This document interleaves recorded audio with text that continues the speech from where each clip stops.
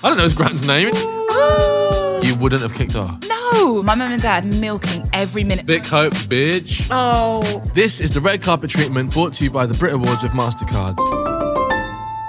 Who began their career as a journalist in Argentina, was robbed of the Glitterball trophy on Strictly, married some guy called Adam Wiles, God, there is, and lives in a pineapple under the sea. Oh, no, that's SpongeBob. Guys, it's Vick Hope. Can I be completely honest, Jordan? Until about 5 minutes ago, I had no idea what this was, what I'd come to do, and that's okay. That's okay for you, not necessarily for your managerial structure. We're not going to get into I'm going to throw that out there. Is there any hope, Vic?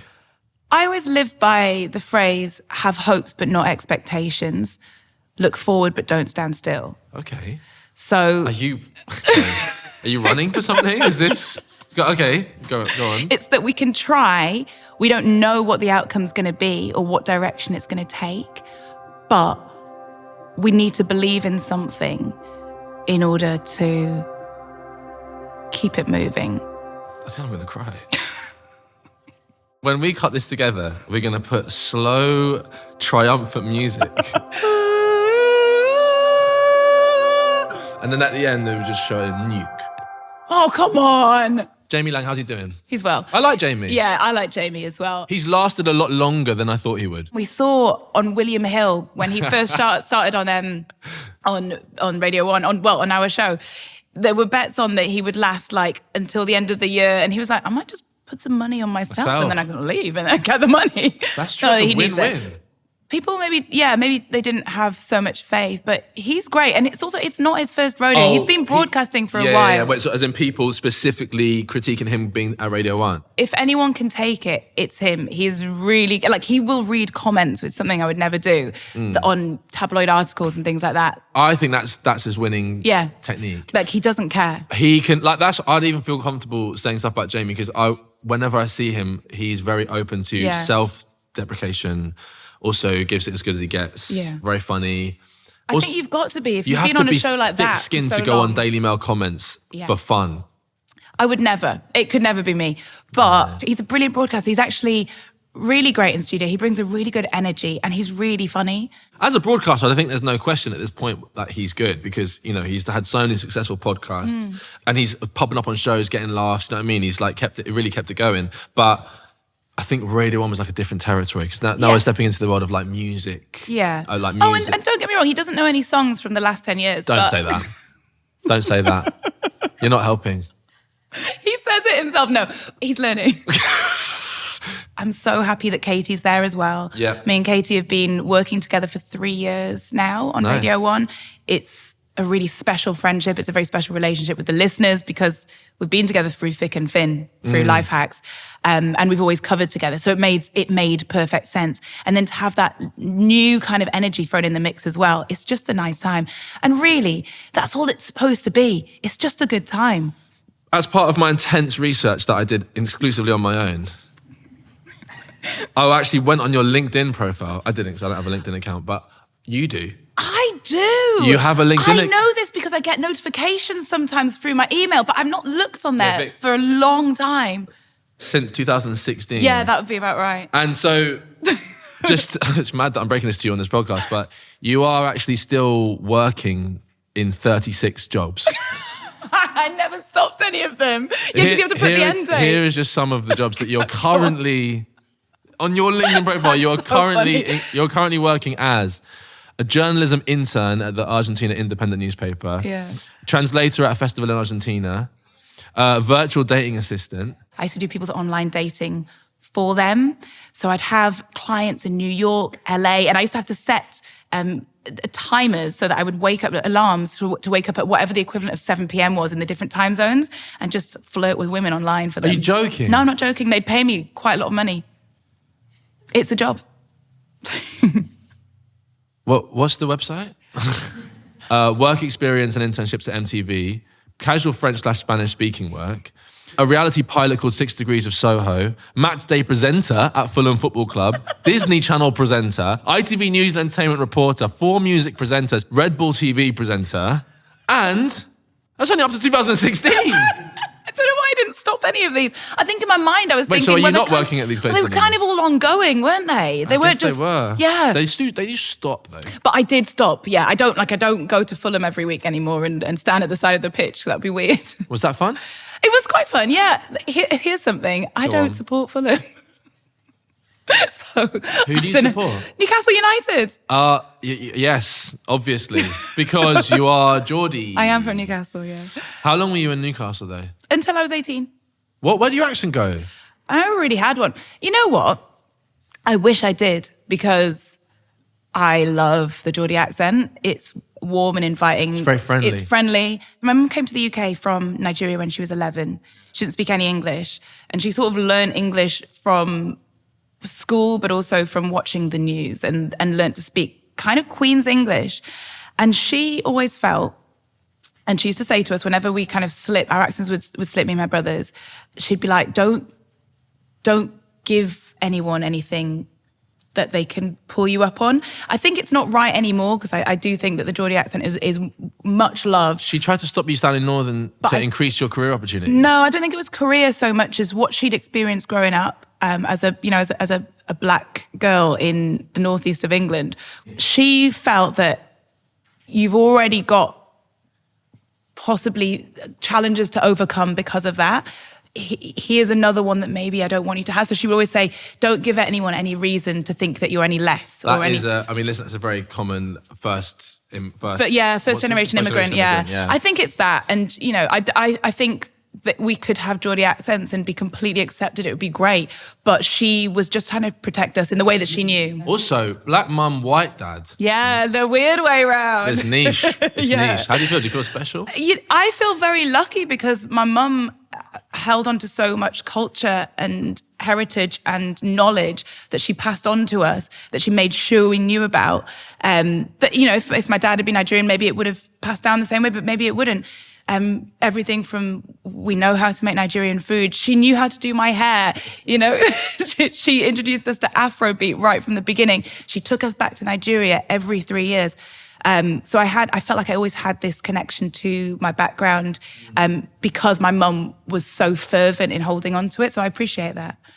Can your dad cook up a Nigerian storm? My dad got addicted to chili after he met my mum. He honestly... Addicted to the point where he got a stomach ulcer. He will put chili in everything. I don't know if he was trying to show off to her, but he will... Our full English breakfast in our house, we substitute the hash browns for plantain, and we'll make like a little tomato, chili, like coriander salsa on the side. There's a little bit of chili in everything, and the beans, and it just kind of elevates it. And that was my dad's idea. So he's kind of, he's taken it in his stride. All right, so you were at the Brits this year with your husband and your parents, which is iconic that they love the Brits. All I really want in life is to have a nice time, and for my mum and dad to have a great time. My main MO, I think at this point, is to show my mum and dad as much fun as possible. Great. Because, I don't know, I had a bit of not an epiphany, but towards the beginning of the year, I was just thinking, they did a lot. Like, they did a lot for me and my brothers. Mm. And if there's any way I can kind of repay them as I get older and as I have the means and the responsibility, like, I want to do that. Because they make the most of it. Like, you look around at the Brits and there's a lot of people from the industry, and there's a lot of like record execs and all this kind of thing. And they're so used to it. They're maybe a little bit complacent, maybe not dancing. My mum and dad, they were milking every minute of being there. They were enjoying it. They danced. It puts it into perspective. Oh, it puts it into perspective. Yeah. And I was so proud and so happy for them. Like, as you get older, you may as well just be living. And they really were. They danced to everyone. I didn't know my dad was such a big fan of Kylie Minogue, but he was patiently waiting. He was like, you didn't know there'd be a fan of Kylie Minogue, the queen of everything. Oh, it made me so happy. And then the after parties as well. Me and Adam had to go for like a little lie down after they walked. A little lie down. Before. Is that what you call it? Is that what happens after you get married? A nap, they call it. And before we came out for the after party, but they went straight there, and we found them. When we got there, we found them in the middle of the dance floor. Yeah, just doing it Craig up. David, just going for it. So Calvin won the award for Best Dance Act. Woo! Which is deserved. Yeah. Because he's like one of the biggest, if not the biggest, dance producer. That award didn't exist for so many years. I think it did, and then it was gone for a bit and then it came back. But over I would say like 2011 to 2015, like it just wasn't there. And it wasn't there. And that was peak Calvin. It would have been, yeah. It would have been the time. Damn. So I think maybe we could like post-date a bunch of awards as well. He thanked you on stage and gave you a kiss on the lips. Which is, I think... Where else is he going to kiss me? I think that's first base, isn't it? If he hadn't have thanked you, would you have kicked off? No, you don't. You wouldn't have kicked off? No. I mean... I want to thank my manager, my mum, my dad. See you later. First and foremost, he thanked Danny Rampling. And we mustn't forget that. Who's Danny Rampling? Danny Rampling is an absolute dance icon who needed to get his flowers. Obviously. And so Adam was like, you know what? I'm going to thank him. This is what this is dedicated to. You have to thank an OG. Yeah. My favourite thank you ever at the Brits was Lewis Capaldi, who thanked his gran for dying. Oh, yeah, I remember that. Incredible scenes. Yeah. I think for people at home, that was just silence. Yes, tumbleweed. He swore about 100 times. Yeah. And I remember he went up because everyone had said that song was about a girl from Love Island. And it wasn't. And he went, just to clear it up. It's about my gran. I want to thank her for being dead. Yeah, well, because it helped him write it. Which is true. Yeah, true. And listen, R.I.P. to that Capaldi for real. Also, shout out Lewis Capaldi. Did you say to that Capaldi? Yeah.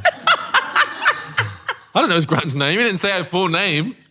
Did Lewis Capaldi say his grand's full name? We don't know her name. So to that Capaldi, R.I.P. I bumped into you in Costa Rica. Costa Rica. It's important to add the second part of that because the first part is... It's just different. It would be a different situation. Usual. Yeah, we were there. When I bumped into you at the airport in Costa Rica, which is mad. Yeah, I know. But I knew you were there because you'd messaged Adam. But you didn't know he was there because we were just there. Just to give the listeners some context here, I went to Costa Rica with my girlfriend in January. For whatever reason, in spite of me being a massive fan of Calvin's music, and like I've built this conversation with him around vegetables. Yeah. Like that's my back and forth with him is like, wow, broccoli is made by man. But he is a good person to talk to about vegetables. He's got an insane amount of knowledge about fruit and veg. He knows a lot about vegetables. Right. So I was in Costa Rica going like, wow, there's like so much great fruit here. I'm going to message Calvin Harris. You know what? I actually saw you getting on the flight, but I didn't say hi then. I would because you went left, I went right, didn't you? Oh, stop it. That was quick though. Vick Hope, bitch. Oh. I did find that when we were talking, we were chatting, there was one moment where we were talking about Adam. I was like, oh, I love Adam's music, man. I love to make music with Adam. And I promise, when I said that, it was like you recoiled. You recoiled. I was like... No, it didn't, did I? Listen, you might not even noticed. No, yeah? I did not mean to. And I remember thinking, I wonder how many people try and use Vick to get... Am I picking up on the right vibes? The truth is, I get a lot of messages from people because thing is, when you're an artist, especially when like he keeps himself to himself. Like people don't know a huge amount about him. That's how he likes it. Yes. But my job is to, once we edit that bit out about Costa Rica. But my job is to be. I'm on the radio every day. I talk about my life. I'm very open, you know, and you're accessible in that respect to the listeners and also to the artists that you're interviewing. Like we have these chats. So I think people feel that they can ask where they might be a bit more nervous to ask him directly. So it does happen. It has happened a few times. So I picked up on the vibe. No, but I did not mean to recall. I think maybe I automatically was like, oh God, should I pass it on or not? Will you get in touch? I would recoil if I was you. No, I didn't mean to. What was funny from my perspective was, God. Listen, I will continue to speak to Adam about my discoveries surrounding watermelons and broccoli. Vegetables. Yeah, you talked about it, but if you want to make a song. And then at one point I might go, talking of carrots, do you fancy collabing on the next album? Yeah. That's like the segues you've done in this interview. That will come. Yeah. But slowly, I actually wasn't reaching. But that's why I noticed. I was like, oh man, that must really suck because it must be like an overwhelming pressure. No, it's not a problem. I just ignore. Hey, you guys, it's not a problem. I just recoil and ignore people. Actually, Brits Night was interesting because there's a lot of artists at the beginning of their careers as well. Yeah. There are a lot of, and I'm always a huge advocate for Hustling developing, straight up. for hustling and B, for developing artists, you know, like I love support. So much of my work in the past, especially when I was at Full Music, I had so many shows that were literally just about unsigned artists, fresh music and bringing that to audiences. So I care about that.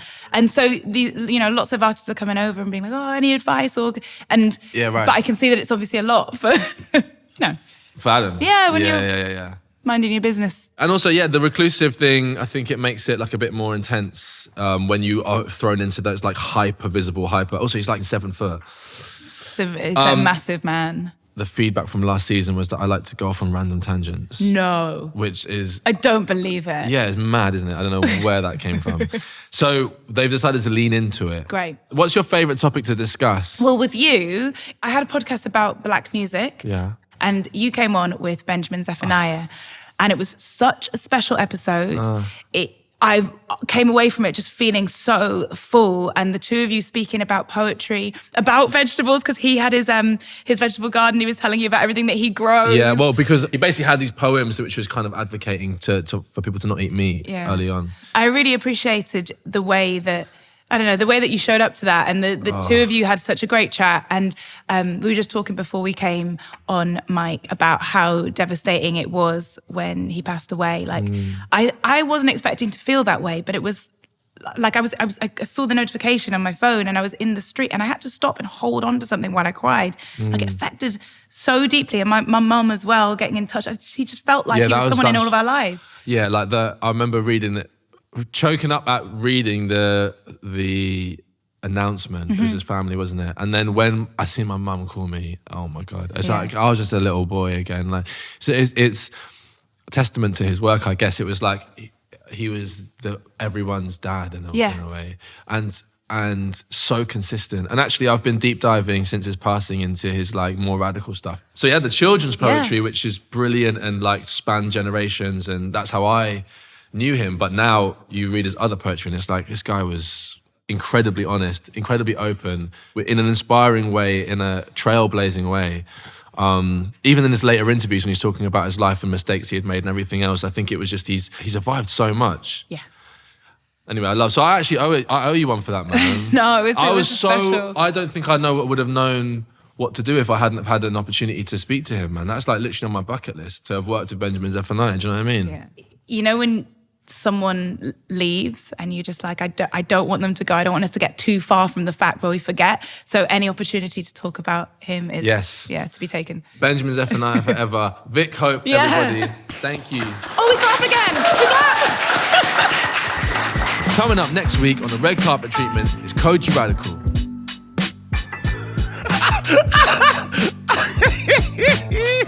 Give me 1 minute. Okay, I'm back.